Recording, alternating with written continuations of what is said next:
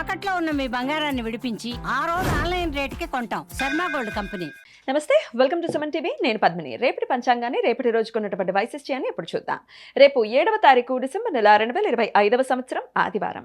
శ్రీ విశ్వావసునామ సంవత్సరం దక్షిణాయనం హేమంత ఋతువు. రేపు మార్గశీర్ష మాస బహుళపక్ష తదియ తిథి సాయంత్రం 6:24 వరకు, తదుపరి చవితి తిథి. పునర్వసు నక్షత్రం రాత్రి 4:11 వరకు, తదుపరి పుష్యమి నక్షత్రం. శుక్ల యోగం రాత్రి 8:07 వరకు, తదుపరి బ్రహ్మయోగం. వణిజ కరణం ఉదయం 7:50 వరకు, భద్ర అంటే విష్టికరణం సాయంత్రం 6:24 వరకు, భవకరణం రాత్రి 5:08 వరకు, తదుపరి బాలవకరణం ఉంటాయి. సూర్యుడు వృశ్చిక రాశి జ్యేష్ఠ నక్షత్రం 2వ పాదంలో సంచరిస్తున్నాడు. చంద్రుడు మిథున రాశిలో రాత్రి 10:38 వరకు, తదుపరి కర్కాటక రాశిలో సంచరిస్తాడు. నక్షత్ర వర్జం సాయంత్రం 5:12 నుండి 6:40 వరకు, అమృతకాలం రాత్రి 1:59 నుండి 3:27 వరకు. రేపు సూర్యోదయం ఉదయం 6:34 సూర్యాస్తమయం సాయంత్రం 5:42.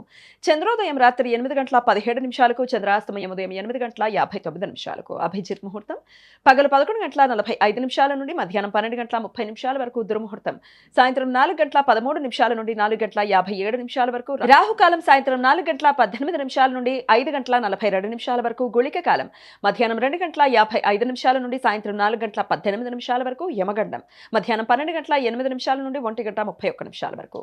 రేపు అఘోరత సంకష్టహర చతుర్థి. రెండు పక్షాలలో వచ్చే చవితి తిథి రోజు గణేశునికి చాలా ప్రీతికరమైనది అని భక్తుల విశ్వాసం. ముఖ్యంగా సంవత్సరంలో వచ్చే అన్ని బహుళపక్ష చతుర్థి తిథులను సంకష్టహర చతుర్థి అని, ఒక్కో మాసం సంకష్టహర చతుర్థిని ఒక్కో పేరుతో పిలుస్తారు. మార్గశీర్ష బహుళపక్ష చతుర్థిని అఘోరత సంకష్టహర చతుర్థి అని పిలుస్తారు. రేపు భక్తులు మట్టి వినాయకుడిని పసుపుతో వేసిన దుర్గాదేవి యంత్రం మీద ప్రతిష్ఠించి ప్రత్యేక పూజలు చేస్తారు. ఆర్థిక ఇబ్బందులు, శత్రు బాధల నుంచి అధిగమించడానికి రేపు భక్తులు వినాయక వ్రతం ఆచరిస్తారు. పుష్యార్క యోగం లేదా రవి పుష్యమి యోగం రేపు రాత్రి 4:11 నుండి ఎల్లుండి సూర్యోదయం వరకు ఉంటుంది. ఆదివారం రోజున చాలా శుభదాయకమైన శని నక్షత్రం పుష్యమి నక్షత్ర వ్యాప్తి ఉంటే పుష్యార్క యోగం ఏర్పడుతుంది. ఈ సమయంలో నూతన విలువైన వస్తువులు, బంగారం, వజ్ర ఆభరణాలు, వాహనాలు కొనుగోలు చేయడానికి అనుకూలం. ఈ సమయంలో చేసే నూతన వ్యాపార ప్రారంభాలు శుభ ఫలితాలను ఇస్తాయి. కొనుగోలు చేసిన నూతన వస్తువులతో పాటుగా లక్ష్మీదేవి ఇంటిలోకి ప్రవేశించి స్థిరపడుతుంది అని భక్తుల విశ్వాసం. మధ్వ సాంప్రదాయం ప్రకారం ఆధ్యాత్మిక గురువుల ఆరాధన చేయడానికి ఈ యోగ కాలం పవిత్రమైనది అని నమ్మకం. మంత్ర తంత్ర శక్తి ఉపాసనలు నమ్మేవారు ఈ సమయంలో ప్రత్యేక పూజలు చేస్తారు. ఆదివారం పుష్యమి నక్షత్ర కలయిక ఉండటం వలన సర్వార్థ సిద్ధి యోగం రేపు రాత్రి 4:11 నుండి ఎల్లుండి సూర్యోదయం వరకు ఉంటుంది. ఈ సమయంలో నూతన వ్యాపార ప్రయత్నాలు చేయడానికి, కొత్త పనులు ప్రారంభించడానికి అత్యంత అనుకూలం. కుజ పంచ సప్తశిలాక వేధ రేపు రాత్రి 10:38 నుండి రాత్రి 4:11 మధ్యకాలంలో ఏర్పడుతుంది. కుజగ్రహం మూలా నక్షత్రం 1వ పాదంలో సంచరించే సమయంలో చంద్రుడు పునర్వసు నక్షత్రం 4వ పాదంలో ఉన్నప్పుడు ఈ వేధ ఏర్పడుతుంది. ఈ వేధ సమయంలో శుభకార్యాలు చేయడానికి అనుకూలం కాదు. చంద్ర గురు గ్రహాల మధ్య సమాగమనం రేపు రాత్రి 9:17 ఏర్పడుతుంది.